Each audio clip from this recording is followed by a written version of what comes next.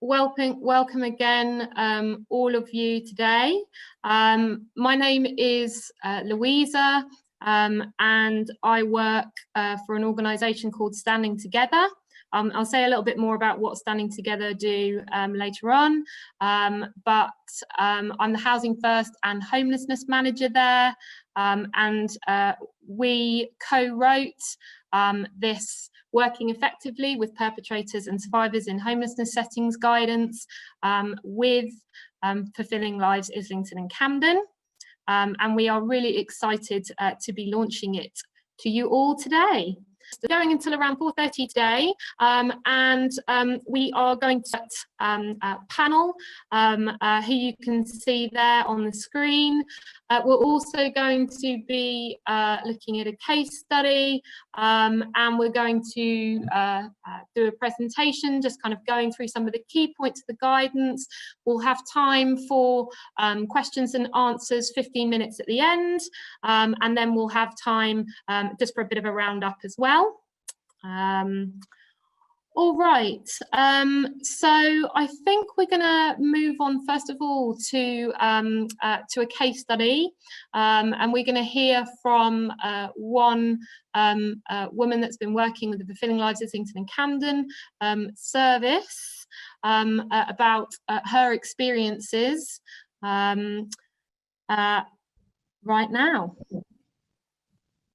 Being in an abusive relationship, your partner wants to just control you, so isolates you from everyone.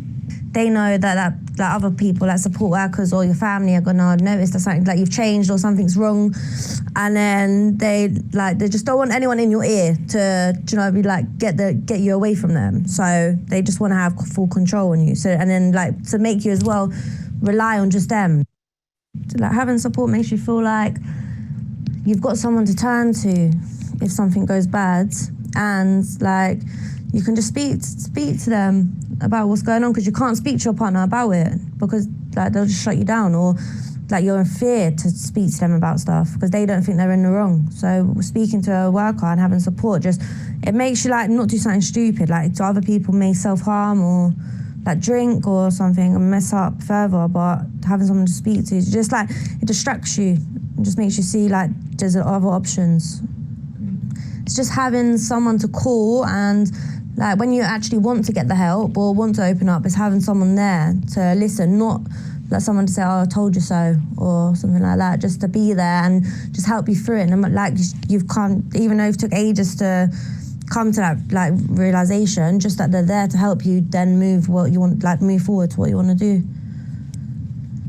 And no matter how long it takes, they'll come out when they're ready to come and change. But it's just when you're in that situation, it's just you're just controlled completely. And then no matter how many people are telling you that it's bad, you don't believe it. Even your own mum that brought you into the world, you turn your back on all of them because that person makes you feel like they're the only person. When someone opens up about it, that's a big thing, and it's they are ready, but they're still apprehensive.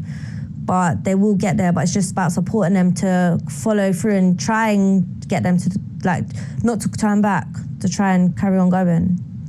Maybe sit down with you and just realize how you was before you met the person, what's changed since you met the person, and what you're losing. Just losses, basically, looking at your losses, and would you have had all that stuff if you wasn't with the person? Perpetrators make you feel that you're nothing, and make you feel like you ain't, you're never gonna have nothing, or you didn't have nothing before, but you did have something before. But for me, the biggest thing is saying that you can achieve and you can do better. Do you know what I mean? I can telling me that I can be someone, because when someone's constantly telling you that you're not going to be no one and you're useless and stuff like that, and you've got other people saying that seeing good in you, it just if everyone was saying it, then you'd believe it. But when it's only one person, you start to realise that it's just them saying it, not everyone else.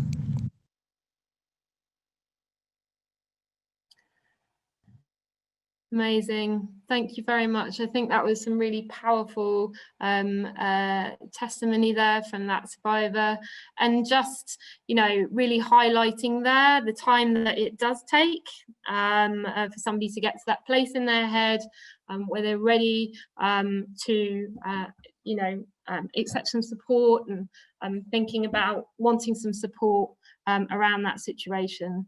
And I think that was really fantastic. And I know the team, worked with that woman to get that case study, and I think, a really great job there. And I think it highlights a lot of the things that we're going to be talking about today in the guidance. It's great to see so many of you here.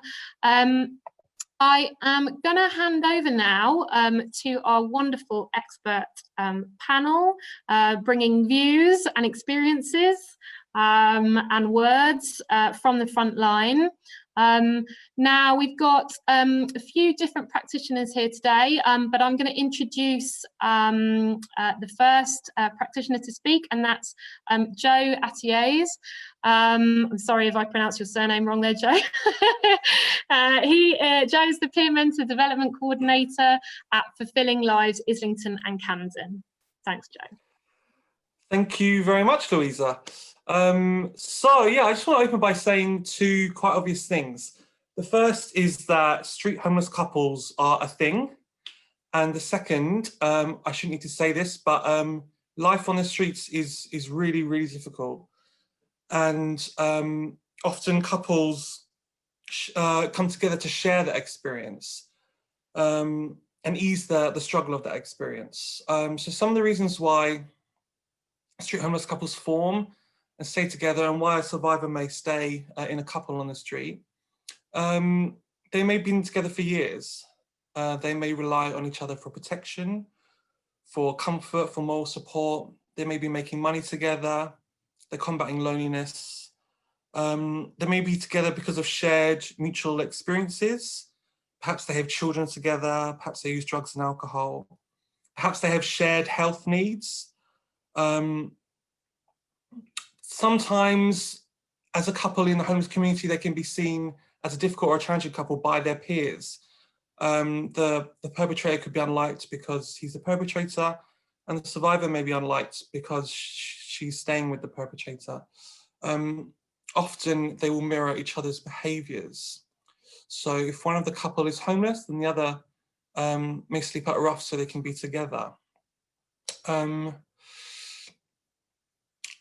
When we talk about breaking up couples, or if the couple believes that we are trying to break them up or to drive them apart, they can often see that as driving them apart, and that can drive them underground, and it can evolve into us against the world and being safe together against services. So sometimes that can even put the survivor at more risk. I've seen cycles of restraining orders, short-term prison sentences, impacting on the homelessness of both of the couple. So that's another reason why couples can come together and stay together. What does that experience look like? So my experience, the couples are nearly always together day and night. The witnesses to domestic abuse and violence would likely be members of the public. So there are no neighbours to turn to hear through the walls. There's no friends or families to notice. There's very little respite for the survivor. As workers, we often fall into the trap of speaking about them as a couple in multi-agency meetings, within teams, and in passing with different workers. And we have to question whether this is the appropriate way to think about the couple, and not just lump them together as one entity, but also understand that there is some choice with the couple. They'll often be encountered together by the same worker. Very little work is done with the perpetrator, and it can be very difficult to have them conversations with the perpetrator without feeling you're going to put the survivor at more risk. And the other thing to notice is that couples often come with a story, with a history, and different services tell that story differently. Unhelpful stories that I've heard about the couple from services is that she gives as good as she gets. There's nothing we can do. This is their choice, and their behaviours are too entrenched. And I think it's important to remember are we listening to the stories of the survivor or of the couple, or are we listening to our own stories? So I've worked with perpetrators and survivors who are street homeless for a little while. And what have I learned? So I've learned it's impossible to work with one without encountering the other, from both sides, working with a perpetrator or survivor. Supporting change in this situation is extremely difficult. And continually evaluating what our end goal should be is a good thing, and what their goal should be, or can be. You might be the only worker who's encountering the perpetrator, the survivor, or the couple as a whole. I've also learned that perpetrators, they need support too, and this can often be the key element to the work. You need to be able to think and listen for yourself, and you need to be okay with the reminder that we're working in unmapped territory. So none of the trainings I've set in around domestic violence and abuse have been able to answer the questions that that we raise as a team, as a FLIC team to them. And the examples we always seem beyond the trainer's experience. So we realized we needed to answer our own questions. So that's why we put together this guidance, and I hope you gained something from it today. I'm gonna pass over to my colleague, Jade, and thank you for listening. Thanks, Joe. Hi there. So I work with survivors of gender-based violence who experience multiple disadvantage. I've met perpetrators for most of the women that I support. I do try to avoid it, but they do crop up from time to time. For example, I've had it a few times where I've attended court with some of my clients to support around her offending behaviour, and the perpetrator has also turned up to support her. When supporting a client through childcare proceedings, the child's dad was there in social service meetings, child contact, during the court, and he was potentially a perpetrator. There's been times when I've met clients and the perpetrator has kind of just popped up at the end or during the meeting. They're not even necessarily always domestic abuse perpetrators, but they could be other unsafe people they are involved with who are a risk to them. Another client, when her phone is broken, I have to contact her through the perpetrator's phone so that I'm actually able to speak to her to actually be able to arrange to meet up with her on her own. I've had a client who's made disclosures of abuse to me in front of the perpetrator. I've also, unfortunately, been threatened by a perpetrator during a meeting. Other times I've had phone calls with clients whilst the perpetrators are with them. So my background was from traditional domestic abuse services.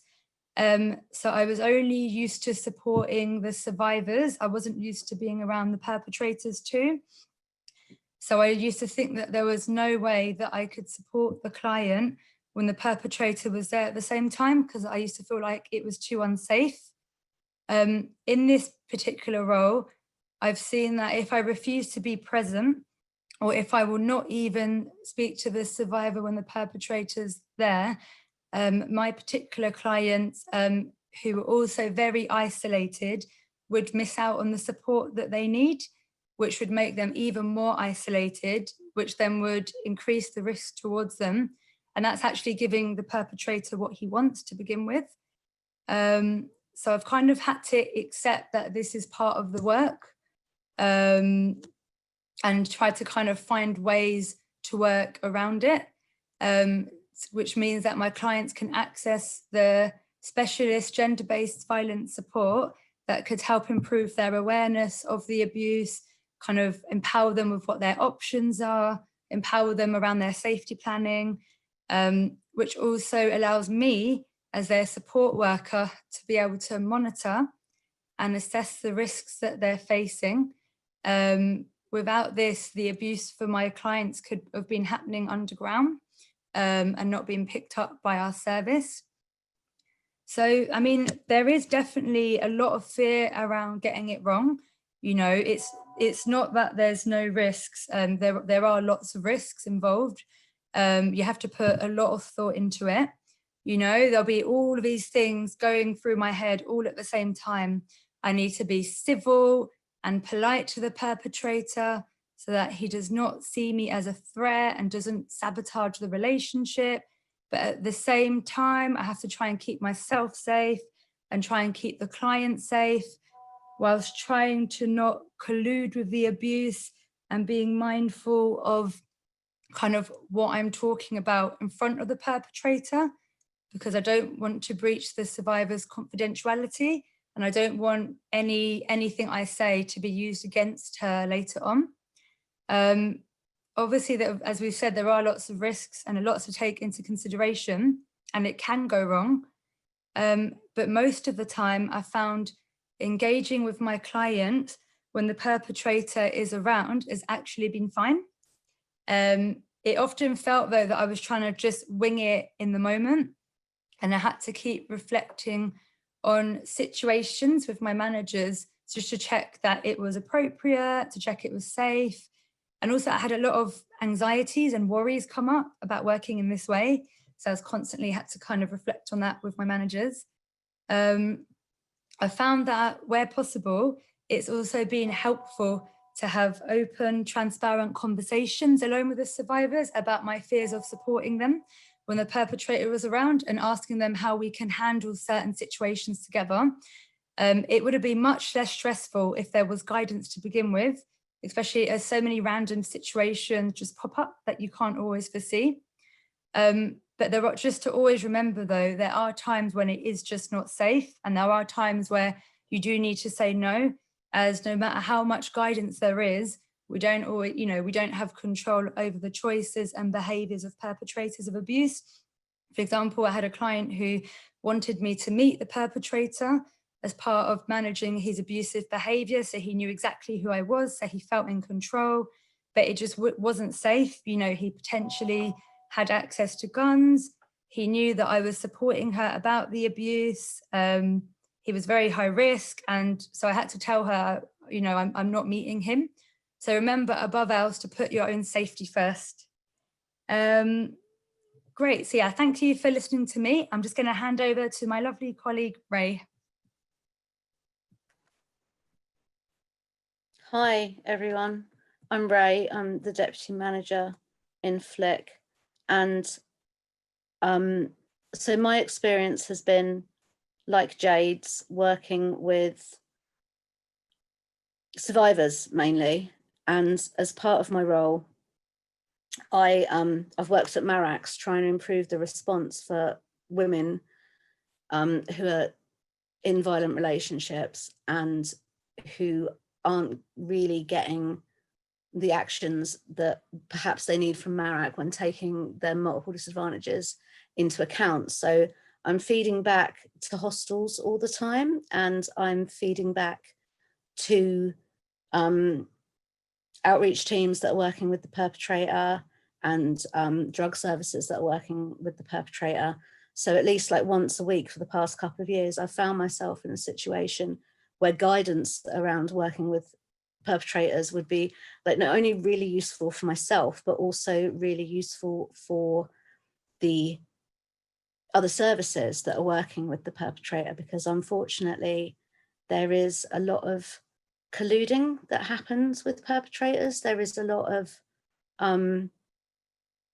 split narratives, as Joe was saying. You know, there's a lot of, you know, myths that build up around these couples and around the perpetrators. You know, I've gone into hostels and people with the same level of training that I've had of you know, turn around, and when I've mentioned, you know, like so-and-so is being heard at Marac as an alleged perpetrator again, and they would turn around to me and they'd be like, oh, but he's such a lovely man.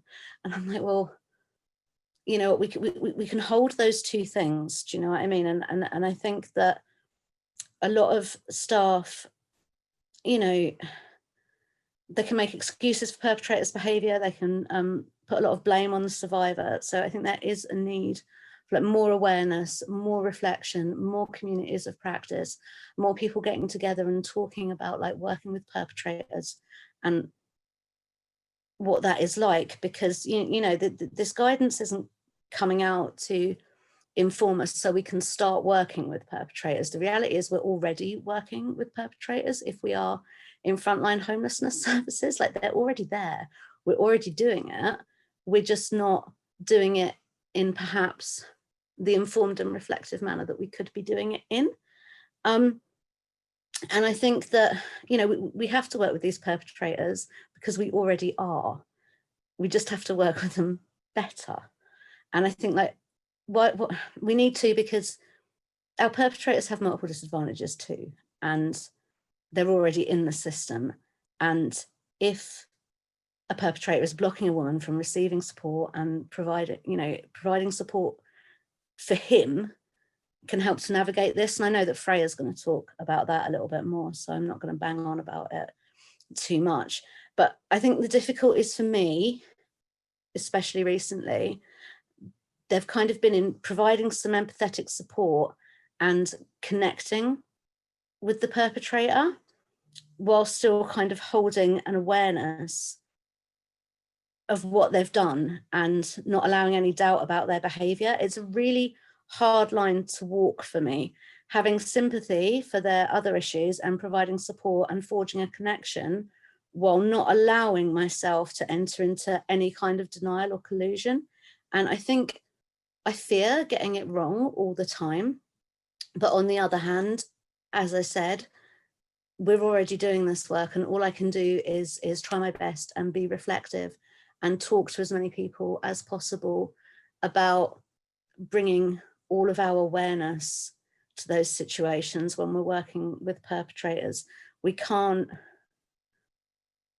have to view them as human beings. We have to give them positive regard. We don't have to accept what they're doing, and we don't have to not challenge it.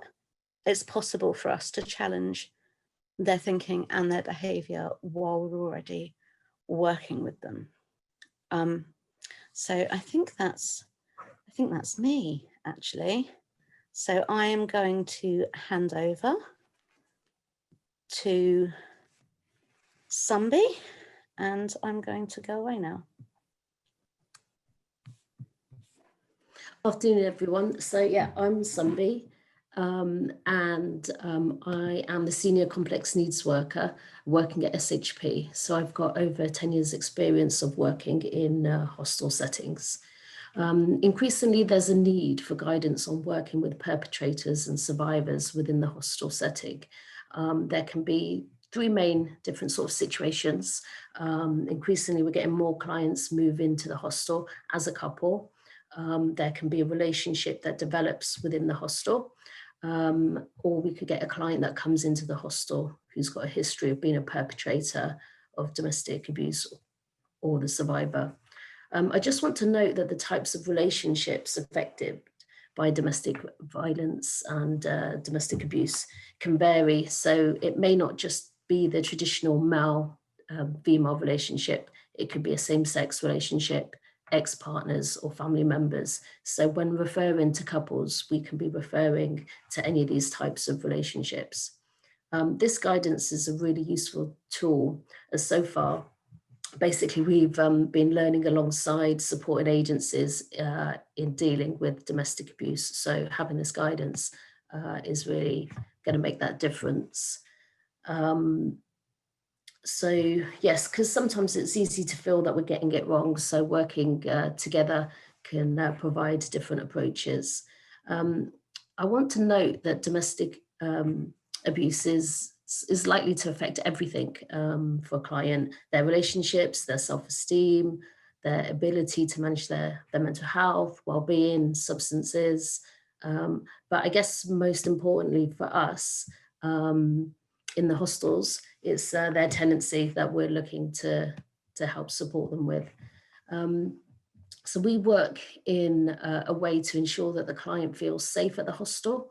And so we will always remind them that they can always return to the hostel, as sometimes a lot of clients stay away at a partner's house. So we want to make it a safe space, a comfortable space for them to return to, and somewhere they can get support and have someone to listen to them without judgment.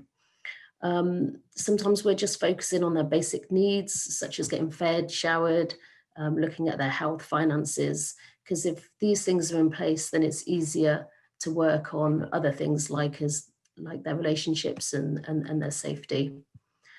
Sometimes people come into the hostel without a support network.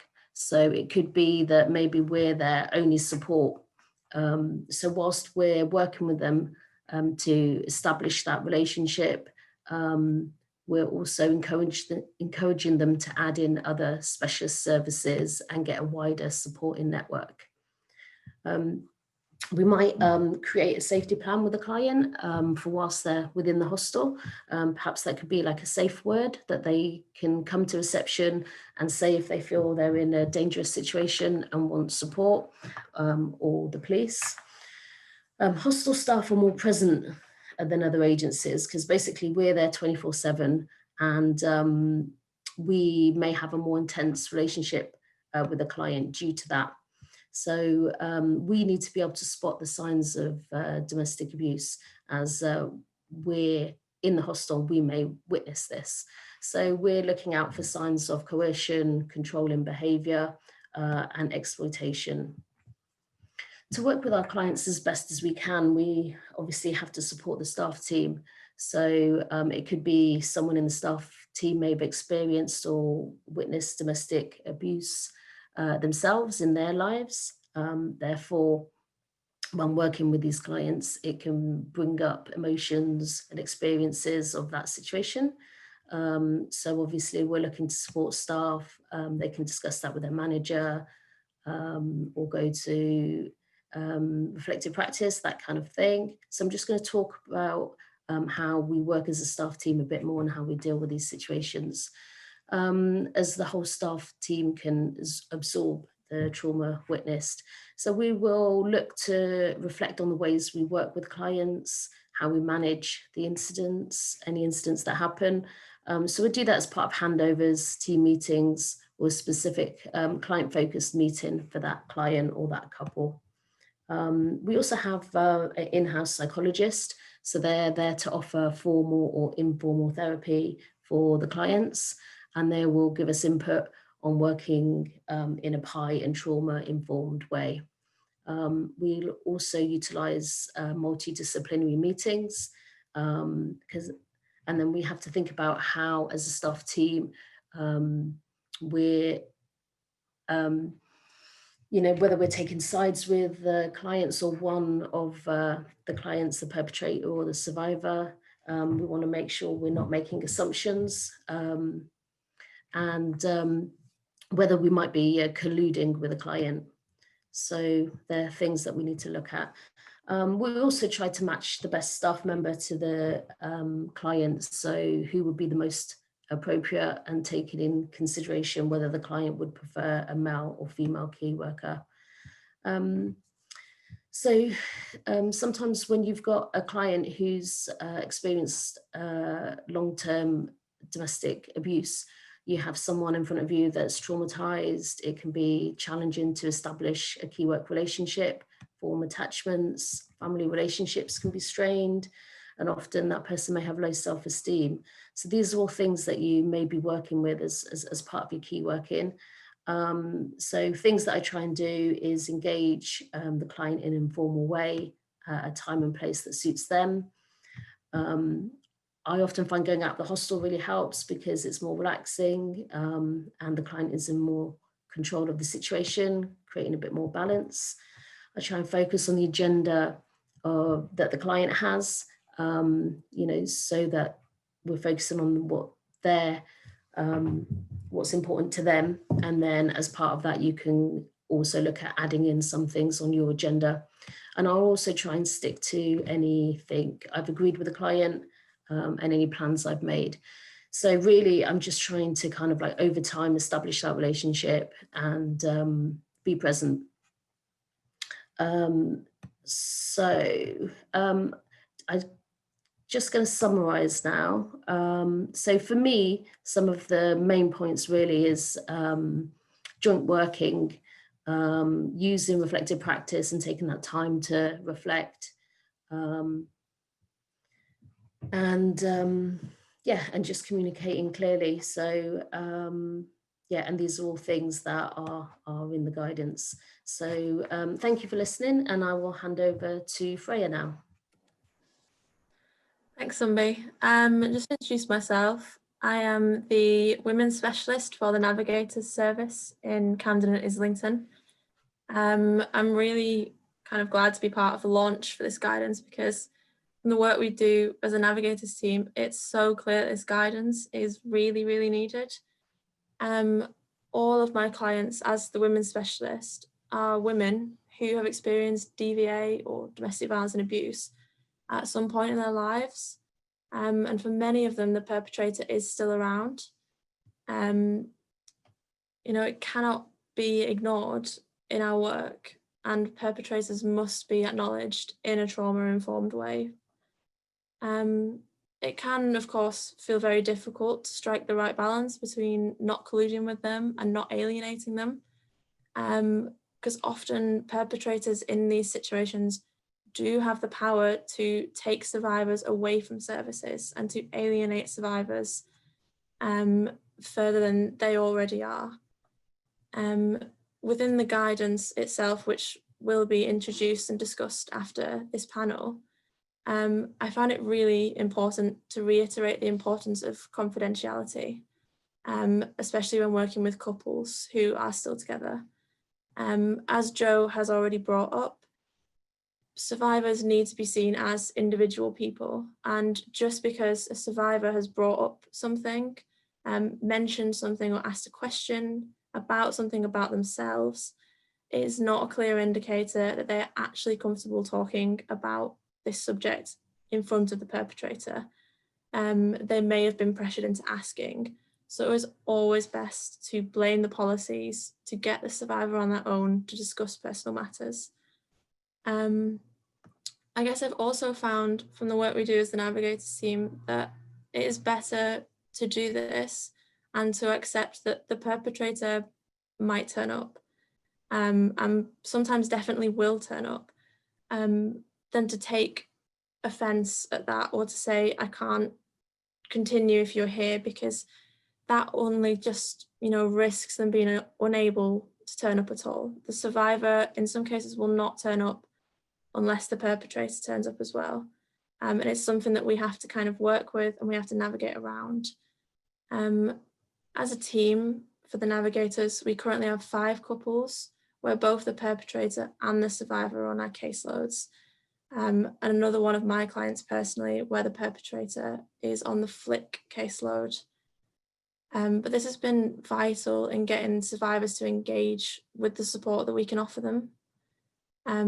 For example, it would not have been possible to make the progress that I have with some of the survivors that I work with in terms of getting access to housing, getting access to scripts, if another member of the team, who we all do work very closely together, had not simultaneously been supporting the perpetrator into separate housing or onto their own script, because we do find very often that within couples, perpetrators and survivors, you know, can have coercive like relationships around like drug use or housing, like access to housing.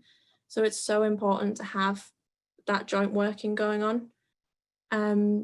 As you know, as Rhea said, we are already working with the perpetrators. This has been hugely important because these steps, such as getting into housing, getting, you know, onto script, are massive for building self-esteem and building up survivors' own personal lives, so that they, you know, can even consider leaving the perpetrator in the first place. We do work by coordinating meeting times so that perpetrators are not able to be at both meetings at once. So a perpetrator has a meeting with their own navigator at the same time that I will be meeting with a survivor. And this is really important for, power and control, which, and everyone here who works in domestic violence knows it's all about power and control when it comes to perpetrators.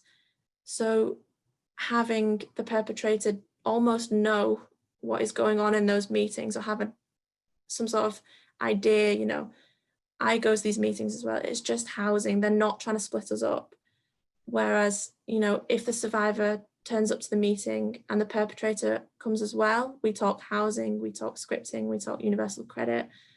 If the survivor comes on her own, we can do that key safety planning work, talking about what a healthy relationship should look like, how to call the police, if you need support. I've had a client where we've discussed, what is gaslighting, and it's all important to, weaken the hold the perpetrator has on survivors, but giving the perpetrator that kind of almost insight or idea of insight, even if it's not true, so that they allow us to see the survivor. There are difficulties, of course, and we do fear getting it wrong, because we do, as a team, build up very strong relationships with our clients. We do want to be there to support them, so we do have to really be careful about colluding, but that's, I guess, why this guidance is so needed, because we do need some sort of idea about how we strike that balance. Thanks. That's the end of the panel, so back to Louisa. Hello, thank you very much, Freya. Hello, everyone. Thank you very much for staying with us. And you heard there from our amazing frontline panel of frontline workers. With the way we kind of structured this event today, we wanted to make sure we had the voice of the survivor at the start of the event, and then obviously that really important testimony from people actually doing the support on the front line, what it is like in real terms, and the challenges that frontline practitioners are facing day to day. Now, just a note on questions. You are putting questions into the Q&A function. Thank you very much. I've just worked out that I was trying to send messages reply to people's things on chat, and I had it all set to panelists, so just make sure in the chat it's set to all panelists and attendees and we can all see it. But yeah, please put your questions into the Q&A function about anything any of the panelists said there. Now, if you have any questions, now, Lauren and I are going to talk a little bit about the guidance now. Now, if Lauren, can you load the presentation? Thank you very much. Okay, brilliant, thank you. Okay, so we're going to give you a little kind of brief rundown of the guidance. So the guidance is called Working Effectively with Perpetrators and Survivors of Domestic Abuse in Homelessness Settings. I think this guidance was obviously created by us at Standing Together in partnership with Fulfilling Lives Islington and Camden, and it was co-written by myself and Lucy Campbell, who's an operational development manager there, who's currently on maternity leave. Now, we put this together.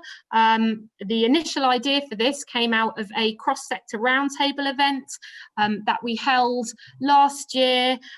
We felt really lucky and excited to get together specialists working in the perpetrator sector, the homelessness sector, and the women's specialist kind of sector as well, to come together and talk about managing perpetrators in homelessness support settings. And we're thinking here, you know, about perpetrators with multiple disadvantage, and thinking about you know, how we need to change our thinking and be thinking about tailored support and advice and guidance around this. And we got some really great points to go from that. We then held a working group, again with perpetrator specialists, homelessness and women's specialist support organisations, and this guidance was the result. So yeah, it's fantastic to be here launching it today. So that's a little bit about where the guidance came from. So Standing Together, the organisation that I work for, we are a second-tier organisation working on building the partnership response to domestic abuse. In London, we work nationally and internationally as well, I think. And we work in a range of different settings. So really thinking about capacity building, upskilling around identifying and responding to domestic abuse in courts. We coordinate quite a few MARACs in London, in housing, which is the team I'm in, and in health. As well, and a real range. So it really is around improving that partnership response to domestic abuse in a local area. Lauren, do you want to come in? I will. Thank you, Louisa.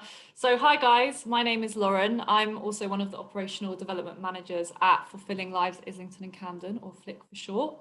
So FLIC is a lottery funded project. We've got a frontline team of people who work with people with multiple disadvantage, hopefully taking a trauma-informed, person-centered approach. And the other aspect of the work that we do is taking all that learning from the people that we've worked with over the past 7 years, and all the learning from working with other partnership agencies and trying to take a systems change approach. So getting our heads together with our partners and thinking about how we can really improve the service offer for people with multiple disadvantage. And that's really included for us definitely a gendered approach. So a lot of consideration, learning, working around domestic violence and abuse, which has led us here today to the guidance. So what is the need for this guidance? I mean, I think the panel really illustrated the real complexities, the challenges, unpredictability of the situations that you can find yourself in as a practitioner working in a homelessness service that comes across perpetrators and survivors. And we know that a lot of homelessness services are working with survivors and perpetrators experiencing multiple disadvantage. And we also know that women experiencing multiple disadvantage are more likely to remain in that relationship with the perpetrator. So practitioners often struggle with the issue of how to support survivors when the perpetrator is always present. And as we heard from the panelists and also from our consultation work, we do know that people don't always feel confident, or sufficiently trained or supported to challenge the perpetrator behaviour. Many specialist women's services are not resourced to work with survivors in the context of homelessness and multiple disadvantage, and there really are only a very few specialist resources to support perpetrators who are experiencing multiple disadvantage who can't access the mainstream programmes. So this guidance, as Louisa mentioned, is informed by a roundtable discussion attended by specialists from people working with perpetrators, women's specialists and homelessness sector specialists. So we really had a lot of people together, a lot of expertise, and this really generated a lot of questions and then also a lot of answers which formed the guidance. Who is this guidance for? So we know that people, as Sumbi mentioned earlier in the panel, people working in the homelessness settings are sometimes in a unique position to be able to identify domestic violence and abuse and begin to challenge or support the survivor. So I think the way this guidance has structured is that we notice 3 contexts where this guidance would be useful. The first context is for professionals supporting survivors in homelessness support settings where the perpetrator is often present. So for example, if you're an outreach service or you're a hostel and you're trying to meet up with the survivor and the perpetrator is always there. The second context, which we'll give some guidance on, is professionals supporting perpetrators in homelessness settings. The third context is professionals working in teams that are supporting both the survivor and the perpetrator. And then this has led us to hopefully give some useful recommendations for organisational strategic leads and commissioners. Thank you, Lauren. Okay, so the aims of the guidance: first and foremost, anything you do around domestic abuse, you've got to be putting the safety of survivors right at the top of that. So obviously we aim that this guidance will increase safety for survivors experiencing multiple disadvantage, whether you know, they are you know, being incredibly controlled by perpetrators. Perpetrators are always there, so you kind of have to try and work around both. Or whatever the situation, but definitely increasing safety for survivors at the top. Now, where it's the role of the service, we aim to motivate perpetrators of domestic abuse to recognise and address their behaviour and support them to access appropriate help where possible. So I want to make it very clear now that obviously working with perpetrators and doing perpetrator work is an incredibly specialist thing, and there are, you know, some leading organisations in London, Respect and DVIP, the Domestic Violence Intervention Project, who do amazing work around that. This is not the role of homelessness practitioners to be thinking about doing behaviour change work and things like that. But there is some scope, I think, and that's what we wanted to kind of put across with this guidance, that we can motivate perpetrators to recognise and address their behaviour, and if appropriate and where possible, to refer them to access appropriate help and support from accredited providers.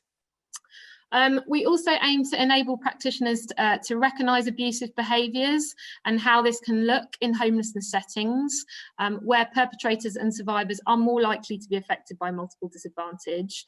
So obviously, you know, it's really important that homelessness practitioners are able to spot the signs of abuse going on and understand coercion and control and know what that looks like in services. And finally, it is all about improving skills, confidence and safety of practitioners working in these scenarios. I think it was really great to hear from the frontline panel talking about their experiences of that and maybe some of their anxieties around that that they had in certain scenarios. And you know, a lot of the time staff have got those skills, a lot of transferable skills from supporting people in homelessness settings, and it really is about building confidence. So we really hope that this guidance can do that. Okay, so and that leads me on nicely, getting started, top tips. Remember your skills. I think practitioners working in homelessness support settings, whether that be a hostel, housing first service, outreach, it really is about harnessing the skills you have already and supporting people. I suppose having the confidence to know that you can use those to support survivors and address abuse with perpetrators as well. So really remember your skills in that. Obviously believe in everyone's power to change. That's something that you absolutely, anyone working in any homelessness support setting, it's a very key thing that you have to have. You have to believe in everyone's power to change, and it's also, I think, really important when we're thinking about working with perpetrators as well. And you know, I know we've talked a lot about you know, thinking about perpetrators and bearing in mind that perpetrators are also going to have their experiences of trauma and those experiences in their lives, but also holding them accountable for their behaviour, and we can still believe in people's power to change that behaviour. 2 heads are always better than 1. It's, you know, I think this is a really basic practical point, but if you have a couple in your service, that they should have separate key workers if possible. You know, maybe they want to be key work together as well, and maybe that would be having one key worker to key work them as a couple, but then it's important that they have separate key workers as well to work with them individually. That's really key. You are not alone. So remember that you're not meant to be a domestic abuse professional or specialist, and this guidance is not training you up to do that. You know, I think it's very important, if you haven't, that you get some training and support around working with survivors of domestic abuse, but also that you get advice from specialist services. Every local area has a specialist women's or domestic abuse service, and I always say it's good to make a friend in every service, make those connections, get those referral pathways in there, and be having those conversations. They really, you know, they are the professionals in this, and they really can provide some really great support and advice. As well, begin with the basics. I think somebody talked about that earlier on. You know, it is the role of our services to make sure that perpetrators and survivors have their basic needs met. So we're thinking, have they got their benefits? You know, housing, thinking about things like that. If you begin with the basics and you work around those things that people need initially, that will build a relationship. And as the relationship builds, you're enabling, that is creating that space to have conversations with survivors about their relationship, and with perpetrators about their relationships as well. So start with the Oh, I think Louisa might have just to a survivor on their own, and there are different.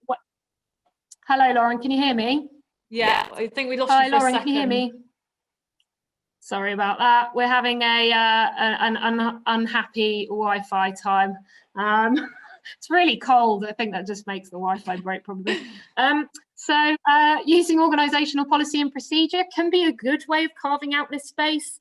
I've trained a lot of outreach teams across London, and I'm always, outreach particularly, seeing both people on the streets and finding very creative ways of trying to get just 5 minutes to talk to that survivor on their own. So using your organisational policy and procedure around that, saying, you know, we have to talk to you about your benefits, or some way of using that organisational policy and procedure to get survivors on their own, to create that space to have those conversations, can be really important.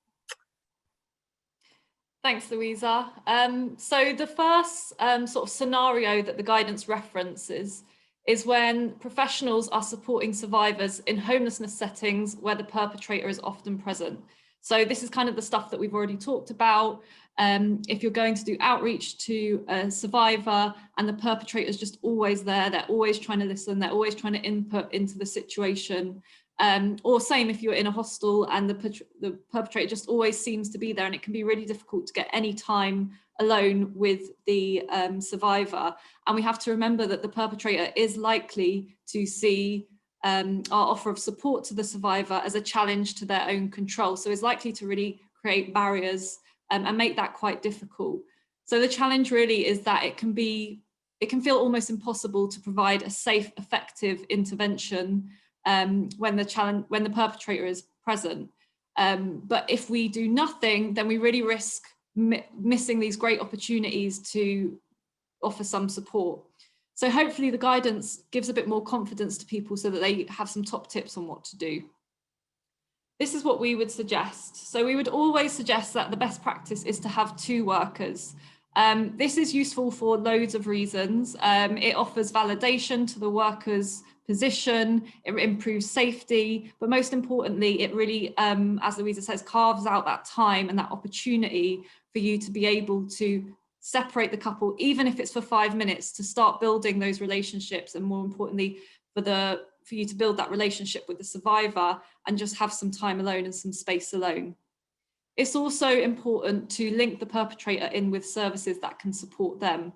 So even if you are the worker of the survivor, seeking separate support for the perpetrator is likely to actually improve the survivor's safety, because the perpetrator is then getting their needs met, and that again creates space. This is another point which I think is really important, and we've had feedback in it from the consultation and also from women survivors directly, is the importance of validating the survivor's experience of the relationship. And I think this was touched on by the client film at the beginning. So it can feel really important as a worker to pick out those incidences of abuse and to be really flagging those to the survivor. But I think what needs to come first is listening to the survivor. The survivor's going to have their own understanding and story of the relationship and what they get from that relationship. And actually listening first is really important to create that trust and space.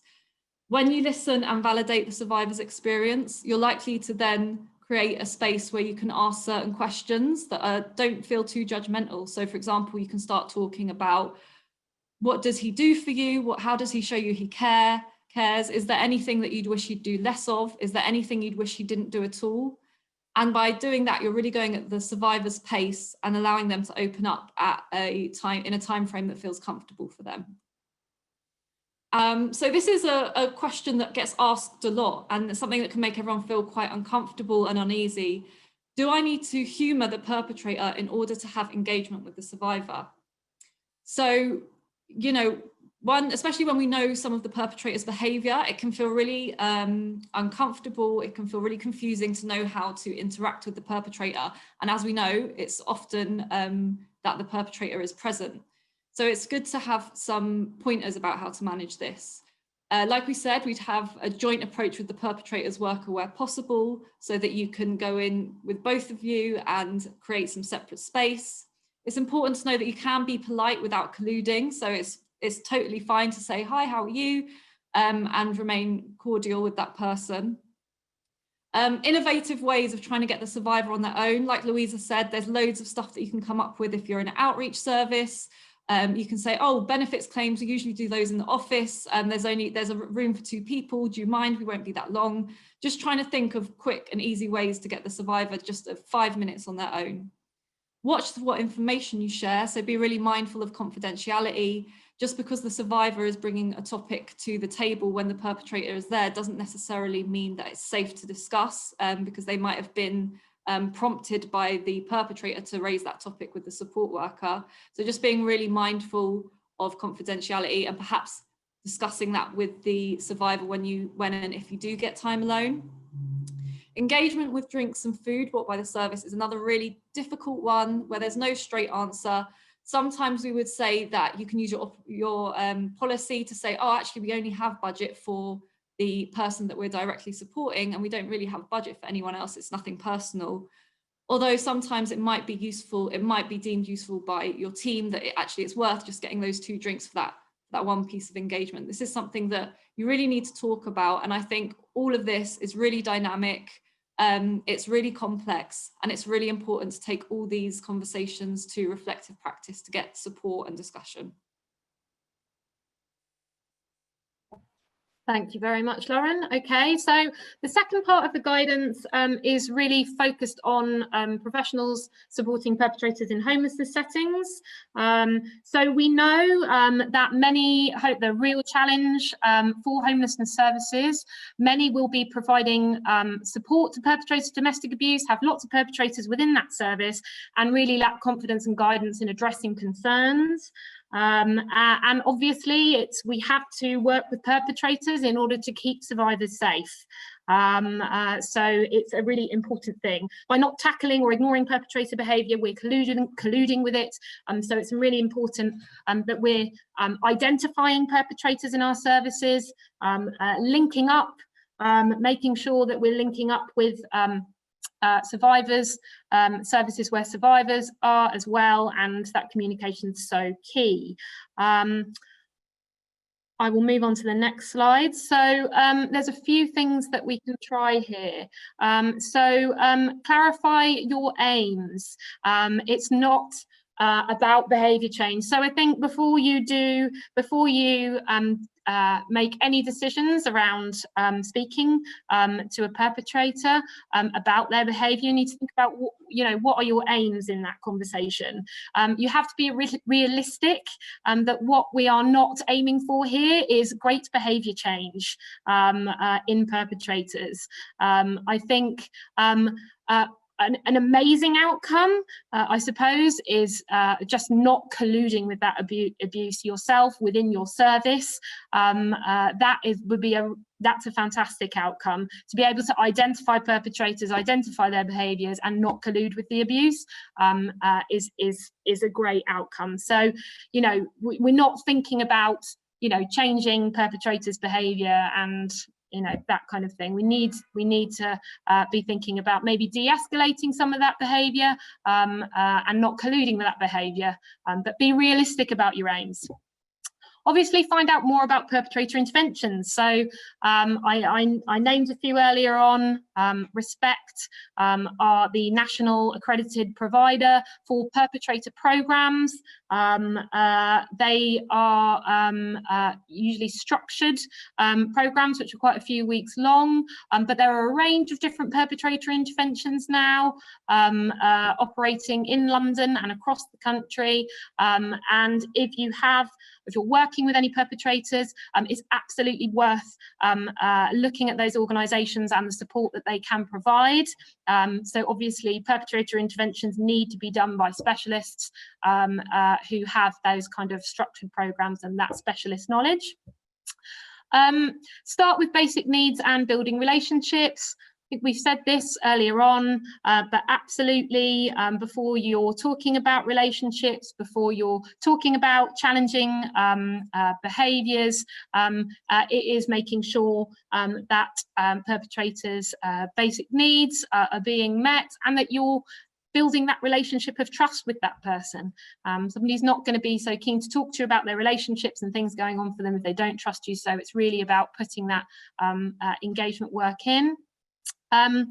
You can be trauma informed but still hold the perpetrator to account for their behaviour. So absolutely, it's walking that fine line. So perpetrators are just as, I don't like to use the word deserving, that's not the right word, but perpetrators in homelessness services, you know, we have a duty of care to support perpetrators in homelessness services, and we know that many perpetrators in homelessness services will have experienced childhood trauma, traumatic events throughout their lives as well, and there's absolutely not to say that perpetrators don't experience trauma, we know that they do, but we can hold this in one hand, and we can keep that knowledge there, work in a trauma-informed way, listen to that, support around that, but also not collude with perpetrators. So still hold them accountable for their behaviour, understanding that using abusive behaviour is a choice.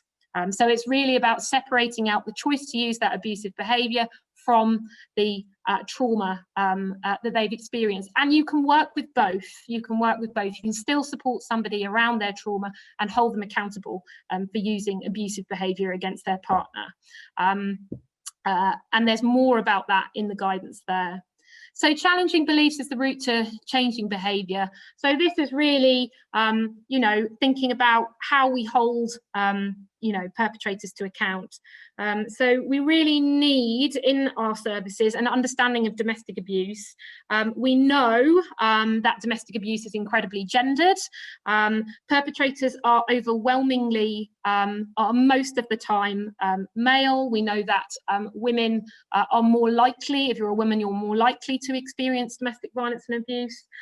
So perpetrators are overwhelmingly male, and usually their belief systems are centred around the idea that around power and control, and you know, having a right and a privilege over what they have a right to. So I think we really need to bear that in mind, I think, as services when we are working with perpetrators. And it's really about assisting perpetrators to recognise and change these beliefs. So these kind of core values around what they have a right to, around power and control.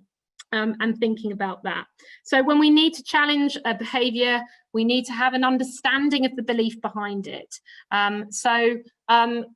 Working with the understanding that domestic abuse is incredibly gendered, we need to be looking at power and control and this belief systems that perpetrators have in order to understand their behaviour around that as well. Finally, what do you do if a perpetrator uses abusive behaviour in front of you? We know that a lot of staff in homelessness services are in that position. So challenging a perpetrator is not telling them that what they are doing is wrong. Obviously, this is going to massively depend on the situation, and staff need to make sure they are dynamically risk assessing, that they feel safe doing that.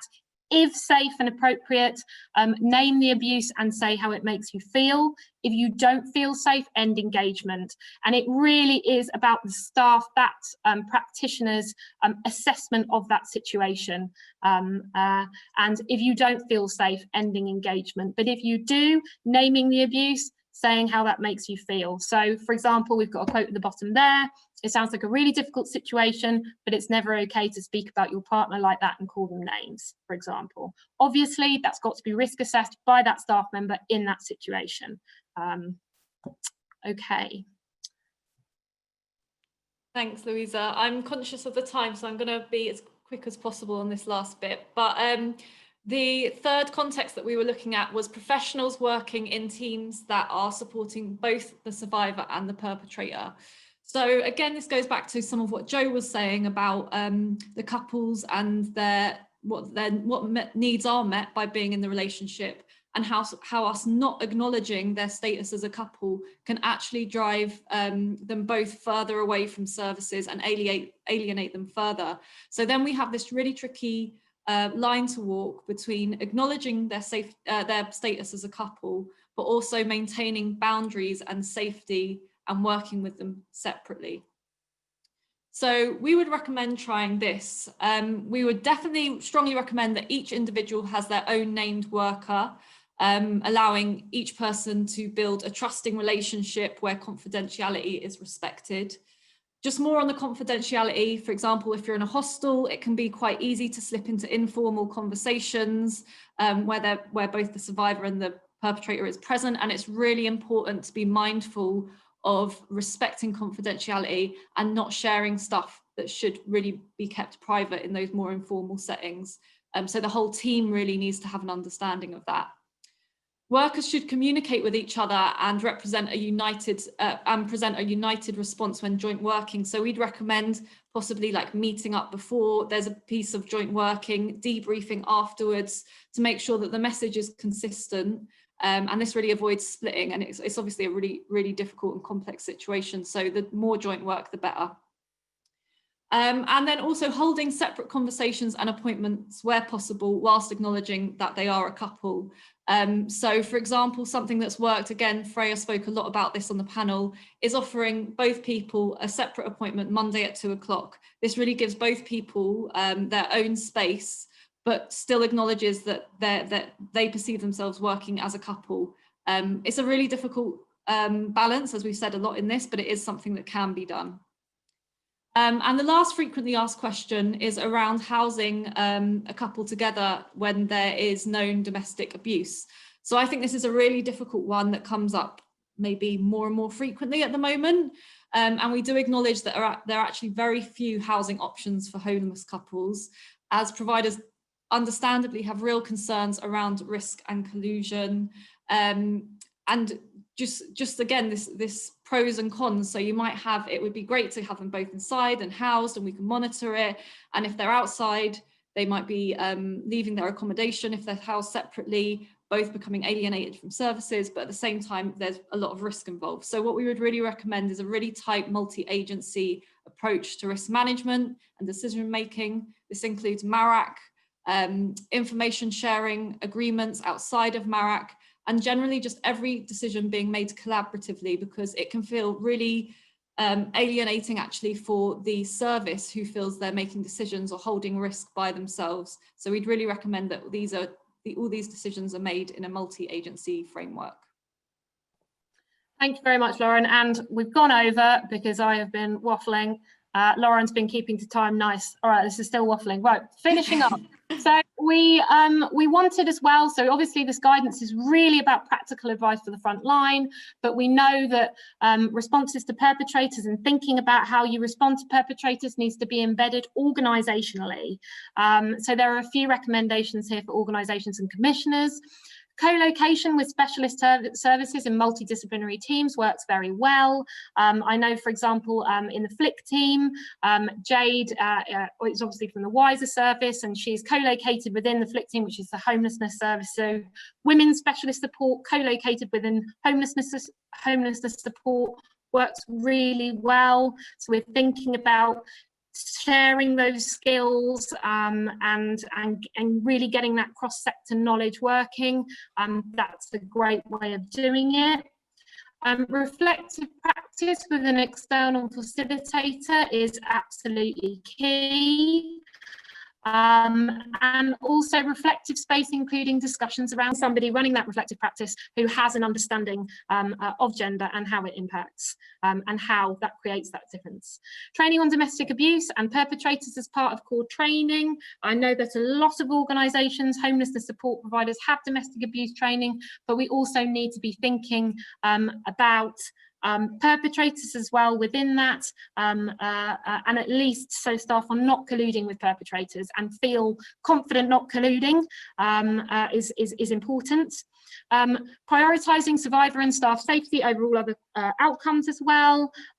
Sometimes staff can feel pressurised to minimise or collude with abusive behaviour to achieve the primary goal of the service, for example, getting someone off the street in an outreach team. We really need to get the message across that addressing domestic abuse should be a priority. The safety of that survivor should be a priority at all times over some of these other outcomes. So that is pretty much what we've got. Thank you very much, everybody. Now thank you.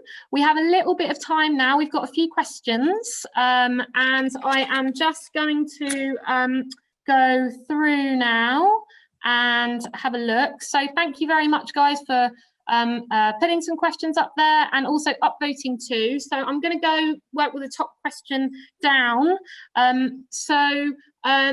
Kate John has asked, how can we bridge the gap between traditional domestic abuse support services and this more progressive approach? The two are often quite conflicting. So, I mean, I'm going to shut up quite shortly, but I'm going to come in on this one. I'm going to ask Lauren too as well.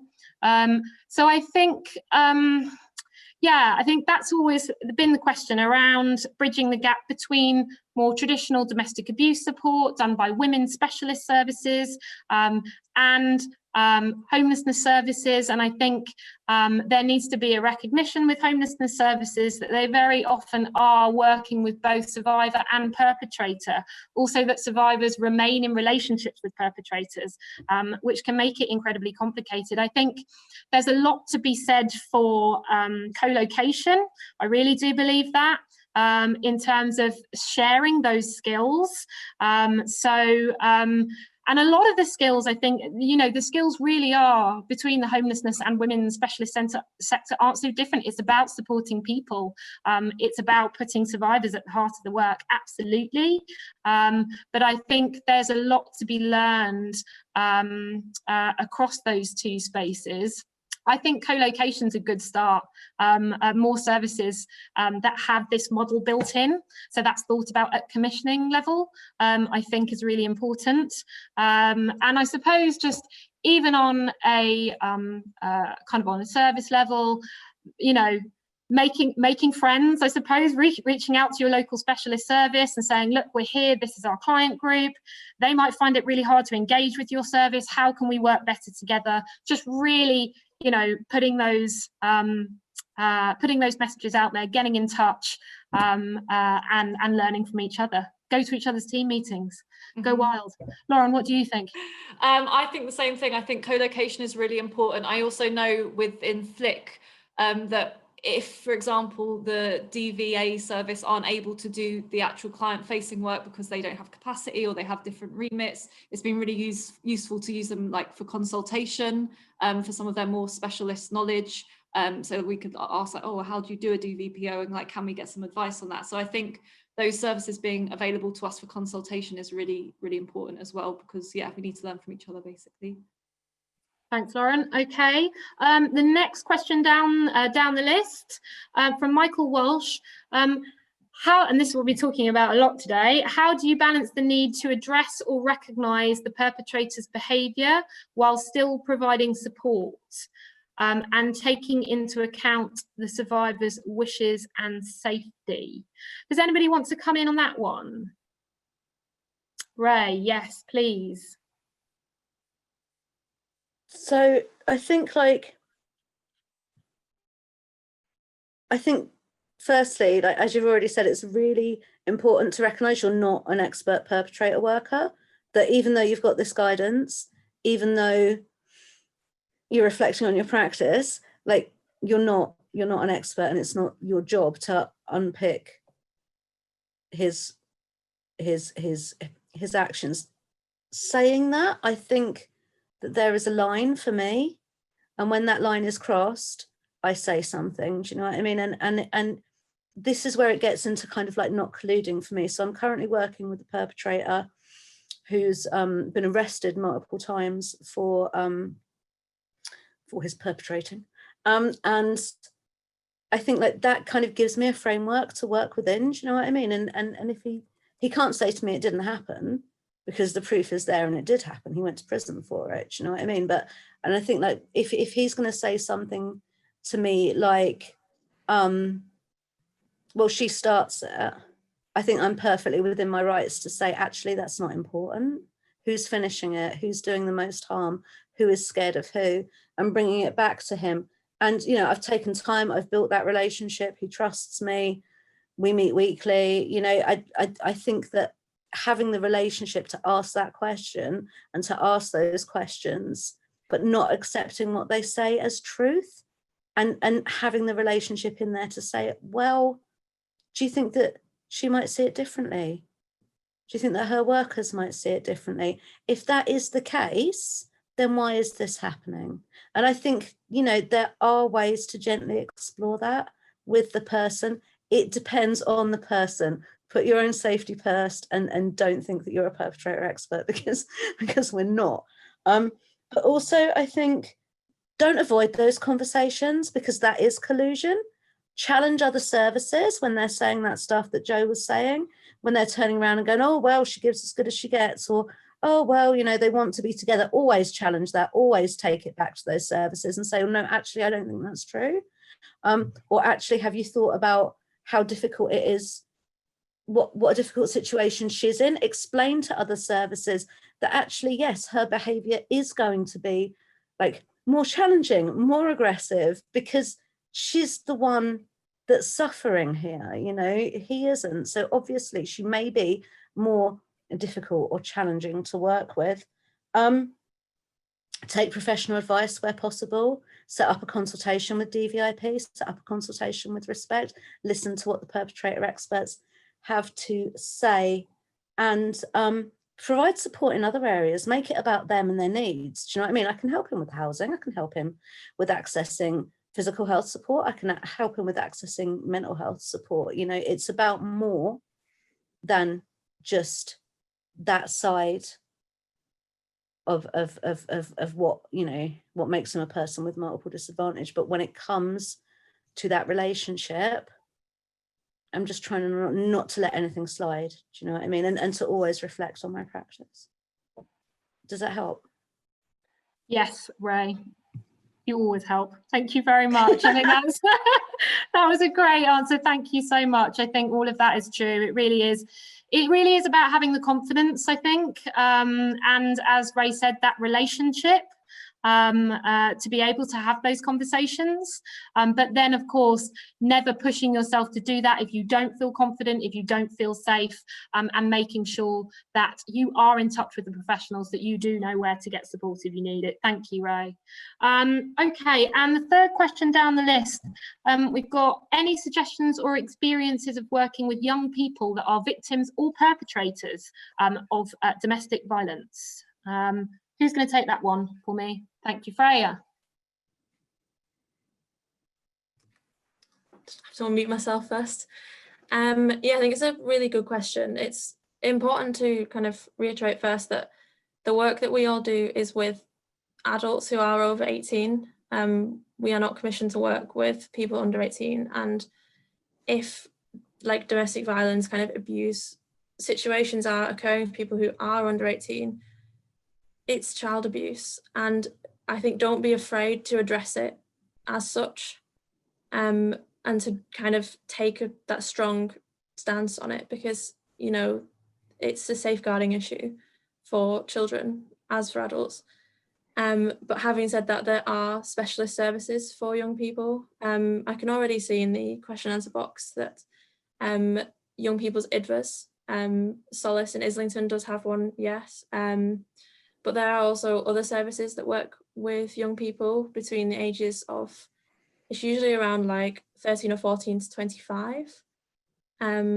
So one of those is UVA have a DVIP, which is Domestic Violence Intervention Programme. They have a project in Southwark that does works with perpetrators and survivors of domestic violence who are under 25. And that can be with partners or that can be with family members. And Safe Lives actually have a Safe Young Lives report that they've put out quite recently. I think it's recent, but that can be found on their website, which is very interesting if this is something that, you know, anyone who is watching this works more with young people. But also having said that, there are some differences between young people and older adults when it comes to like domestic violence. Young people are a lot more likely to be experiencing domestic violence from current partners instead of ex-partners. And, you know, some of our clients are in their early 20s. And it's so important then, you know, I have clients who are, you know, 20, 21. And it's so important to see in those relationships that age is an intersectional factor when it comes to vulnerability. And it's very important to address, especially if there is a huge age gap between perpetrator and survivor. That's just another factor, you know, when saying, where is the power in this? And it's so important to, at the same time, see that young people are as capable and as competent of speaking about and understanding their own experiences as older people experiencing domestic violence, or, you know, and to kind of take them as seriously. But also, again, like I said, with the Navigators team, it's so important about building that relationship up with clients, especially with, you know, people in their early 20s, and being able to have those conversations around, you know, what does a like reciprocal relationship look like? You know, what is domestic violence and abuse? Like, what is gaslighting? What is all these things, all these new concepts, but being able to introduce those so that patterns of violence are tackled early, I think is really important. Thank you very much, Freya. That's excellent answer. I think, yeah, you've obviously got to be thinking about safeguarding with anyone under 18, and there are some great services, DVIP, UVA, thinking about young people who might be using violence against family members as well. Now, we've got 1 minute to go, so we're about to leave you, but I just wanted to say thank you so much, everybody, for coming today. What we're going to be doing with this guidance, so our plan is now, we'd like to pilot this guidance in a few services, and then we're going to look at that, get some feedback, look at how useful it is, look at some of the outcomes around using it, and then think about how we might need to adapt it. But this is what we're starting with from today. We're always kind of looking, it's a working document, kind of looking to improve and looking to change where we need to. But we really, really hope that it is useful. And thank you very, very much for coming today, being with us, asking questions.